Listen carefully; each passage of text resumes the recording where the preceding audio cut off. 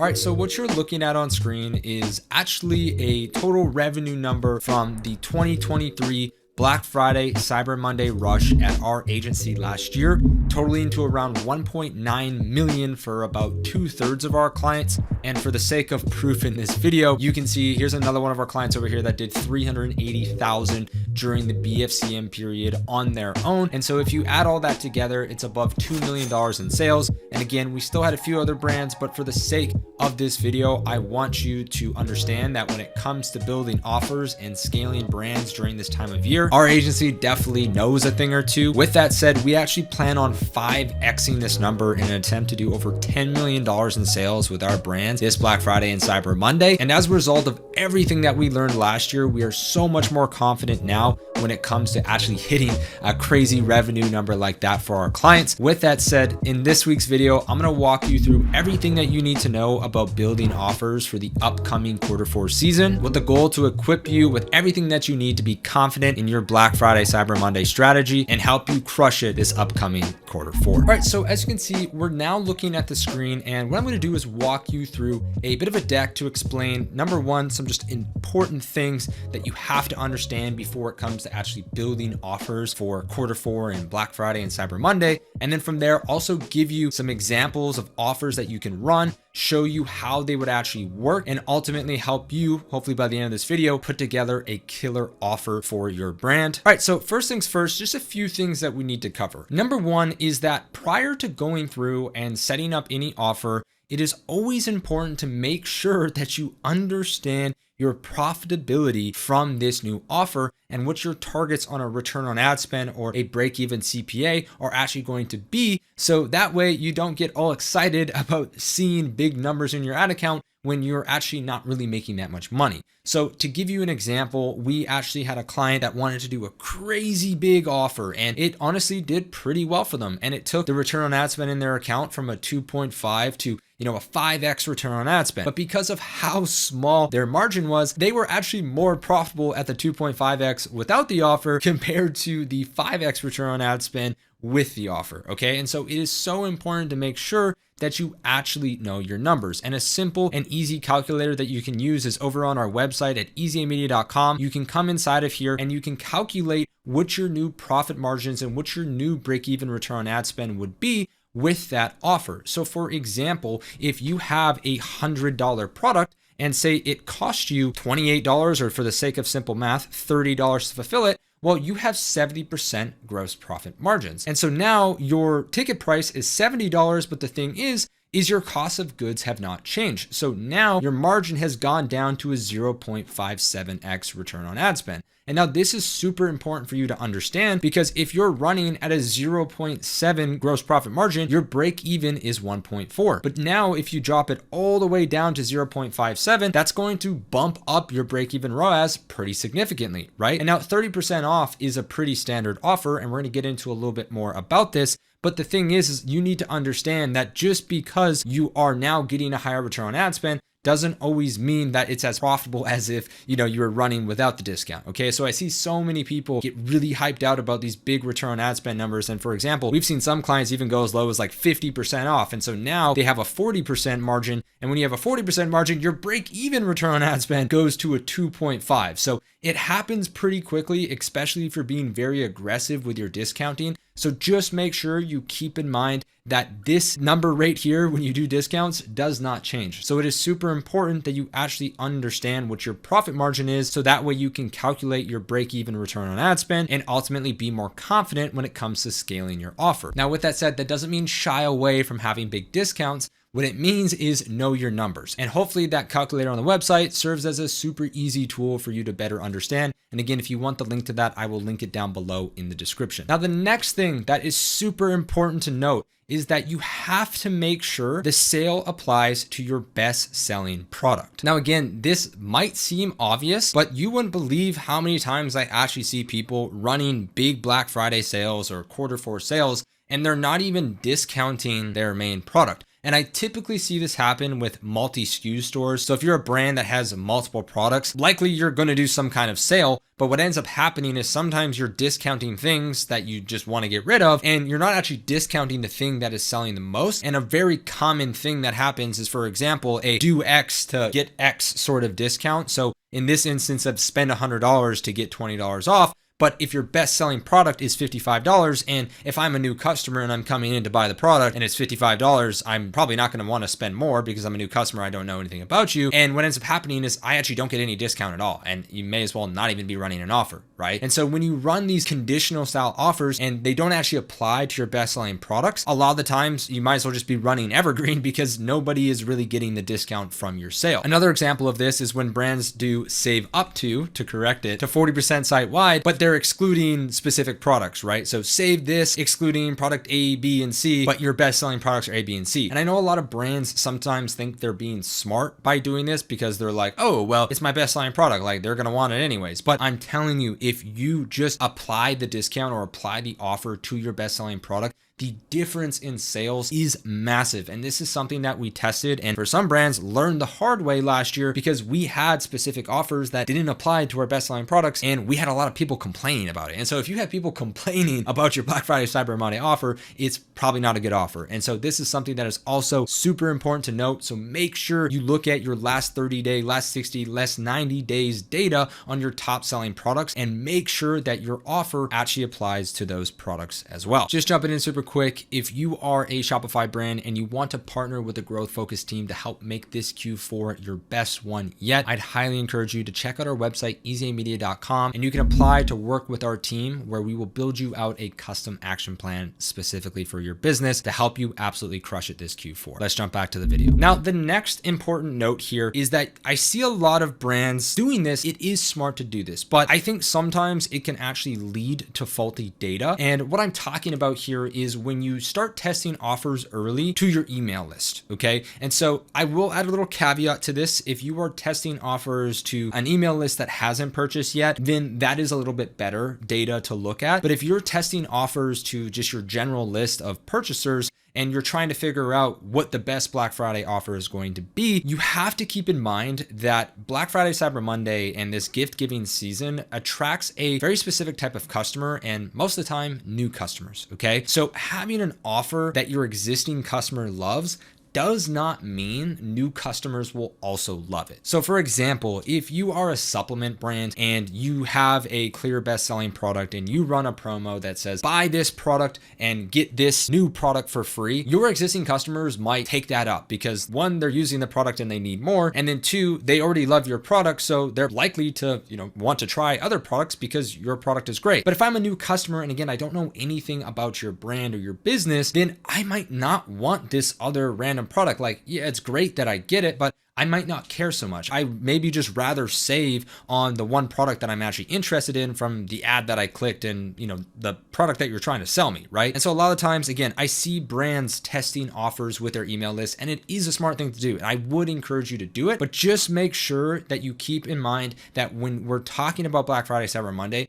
we are going to acquire way more new customers than we acquire existing customers. And to emphasize that point, again, if you look at this order revenue split here, you can see that 1.58 million of the 1.95 million came from new customers, right? And we're talking about some of our brands here that actually have a decently high returning customer rate, but a lot of this revenue that's going to be coming into your business is going to be new customers. So make sure you keep that in mind when you're testing these offers. And just because your email list loves it doesn't mean that new customers are going to love it as well. And now the final note before we actually get into the offers is that if your Black Friday, Cyber Monday strategy or Q4 strategy is just to flip whatever offer you have running right now to a Black Friday offer, you will likely see an increase in sales because it's Black Friday, Cyber Monday, but you would see a lot more if you had your best offer for BFCM. And now what I mean by this is there are a lot of brands out there that, sale ends today. The sale always ends today. But if you are one of those brands or you've been running offers throughout the year, say you've done a 20% summer sale, or what I see a lot of times is you have a 15%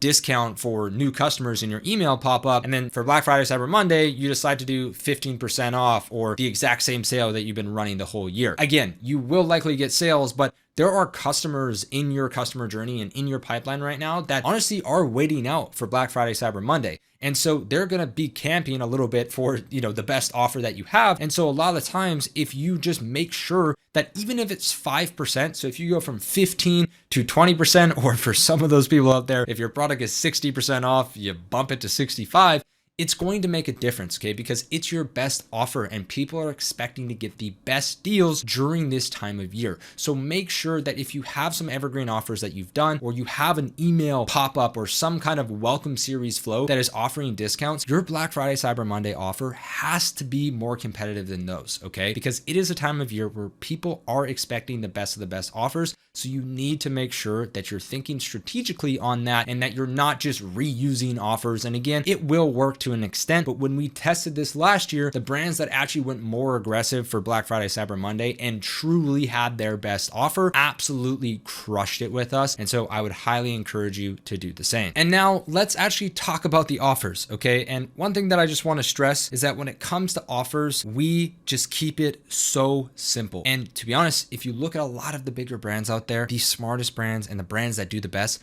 just keep it simple, okay? They do not overcomplicate things. And I want to emphasize that everything that I just talked about, those first 4 points, are crucial in order for these simple offers to actually work. So again, my favorite offer that you can run is save X% off site-wide, save 25% off, save 30%, save 40% off site-wide. Awesome sale. Everybody gets it. There are no questions. Every single item on your store is 25 or 30 or 40% off. Very simple, very easy to understand. Now, if you have specific collections, or maybe you have some product that you want to move more than others, then what I would recommend is to then transition that to a save up to X% off site-wide, or a save up to 80% off site-wide, okay? And then what you're going to do is make sure that the minimum discount is still your best offer. And this is something where I see a lot of people, again, they have that train of thought where it's like, oh, well, I'll just do save up to 80% off. I'll mark everything that nobody cares about 80% off. And then my best selling products, I'll just mark them off, like 10%, right?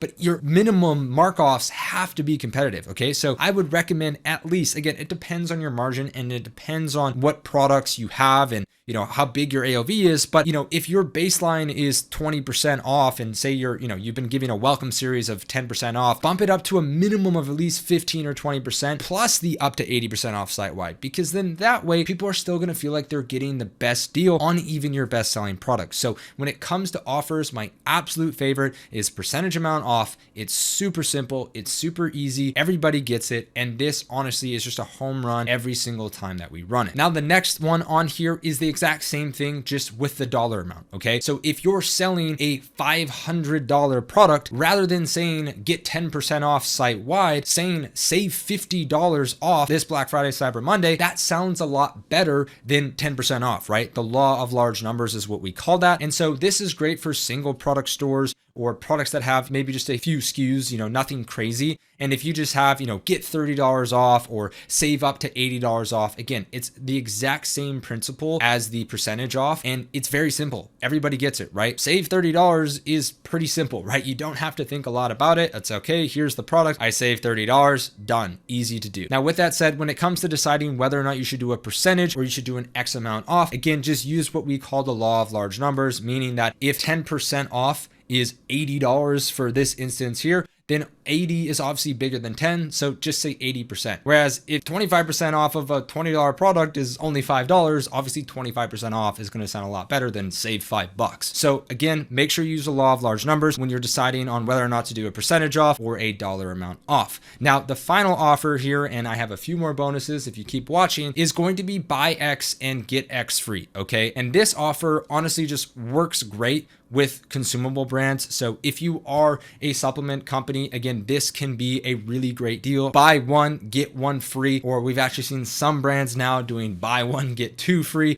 which if you have the margin to do it, knock yourself out. You could do a buy X and get a different product free, but what I would recommend is just compounding products that people can use multiple of. So again, another great example is t-shirts, right? If you sell t-shirts or socks or something that people need extra of, doing a buy one, get two free, or buy two, get two free, or whatever it is, this is a great way to help people really stock up. Now, a pretty crazy offer that you can actually run is to just match their order. So that would be like, whatever you buy, we will match. So if you buy 5, we give you 5 sort of thing. And that goes up to like an unlimited amount. We're actually testing that with one of our clients this year to see how it goes. That is something that you can play with. Again, when it comes to the buy X, get X free, I would highly recommend that you do not have it conditional. Do not make it so that people have to buy 2 or they have to buy 3. It should be, hey, if you buy 1, we will give you 1 or 2 free, right? You can have extra bundles where it says like buy 2 or buy 3 and you can get more free, but you should at least, again, make sure that this applies to single products. So in this instance here,